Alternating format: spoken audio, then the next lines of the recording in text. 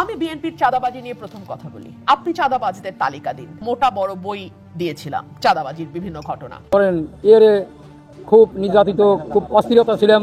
এখন বর্তমান ধরেন এই একটা মেয়ের বিয়ে দেশে হবে দেয় নাই, একজনের একটা বিচার হবে বলি বা তার চাঁদা দিয়ে বিচার করা লাগেছে, একজন বাড়ি করে বলি তার বিচার করা লাগে, তার চাঁদা দেওয়া লাগেছে। কিছু আমলিগের সন্ত্রাসী এবং তারা এখনো নিশ্চয়তা নাই আমাদের অফিস ভাঙচুর করে এবং লুটপাট করে ওরা চলে গেছে। ৫ আগস্ট স্বৈরাচার হাসিনা সরকারের পতনের পর দীর্ঘ দমবন্ধ রাজনীতির শেকল ছিঁড়ে মুক্ত বাতাসে শ্বাস নিতে শুরু করে বিএনপি সহ বিরোধী দলের নেতাকর্মীরা। তবে সেই মুক্ত রাজনীতির ছায়াতেই গজিয়ে ওঠে চাঁদাবাজি ও দখলদারিত্বের ভয়াবহ রাজত্ব।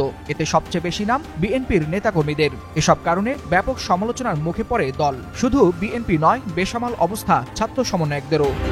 চাঁদাবাজির অভিযোগে নিজ দলকেও ছাড় দেননি তিনি। তার মতে, চাঁদাবাজ যে দলের হোক না কেন বিচারের মুখোমুখি করতে হবে। তবে নিজ দলের চাঁদাবাজি নিয়ে কথা বলার কারণে নাকি বিএনপির দফতর থেকে চিঠি পাঠানো হয়েছিল রুমিন ফারহানাকে। সম্প্রতি এক টেলিভিশন টকশোতে আলোচনার এক পর্যায়ে এই তথ্য জানান তিনি।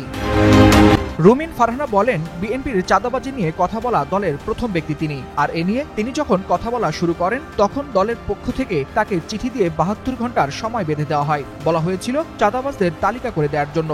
সে সময় তিনি একটি তালিকা করে কেন্দ্রে পাঠিয়েছিলেন উল্লেখ করে রুমিন ফারহানা বলেন, সারা দেশে ৪,০০০ কর্মীকে বহিষ্কার করেছে বিএনপি। অভিযোগ পেলেই দল ব্যবস্থা নিচ্ছে। ভারপ্রাপ্ত চেয়ারম্যানের নির্দেশ, চাঁদাবাজদের জায়গা নেই বিএনপিতে।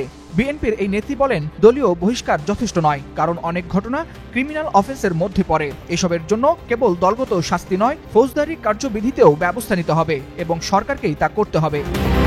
দেশপ্রেম শুধু ২৬শে মার্চ বা ১৬ই ডিসেম্বর মনে রাখা নয়, বরং প্রতিদিন নিজের কাজে দেশের জন্য কিছু করে যাওয়া। যাই হোক, রাজনৈতিক আপডেট তথ্য পেতে চ্যানেলটি এখনো সাবস্ক্রাইব করে না থাকলে সাবস্ক্রাইব করবেন এবং ভিডিওটি ভালো লাগলে অবশ্যই আপনার মূল্যবান মতামত জানাতে ভুলবেন না। ধন্যবাদ।